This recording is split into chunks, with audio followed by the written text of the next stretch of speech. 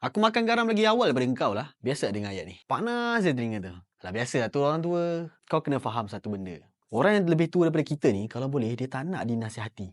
Tapi dia suka kalau dia dibanggakan. Faham tak situasi dia yang apa aku cuba cerita ni? Dia kalau cerita macam ni lah. Pandainya pakcik repair benda ni. Hebat lah. Makcik sedapnya makcik masak.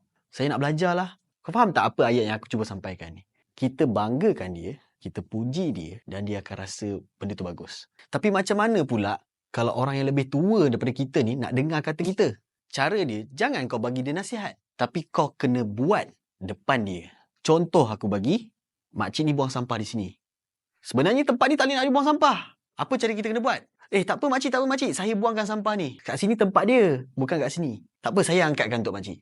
Bila dia nampak benda tu, perbuatan yang kita buat ni, dia akan ubah pendirian dalam hidup dia. Dia akan faham nasihat yang anak tu beri ataupun nasihat yang kita bagi. Kau rasa kau setuju tak dengan apa yang aku cakap ni? Cuba komen.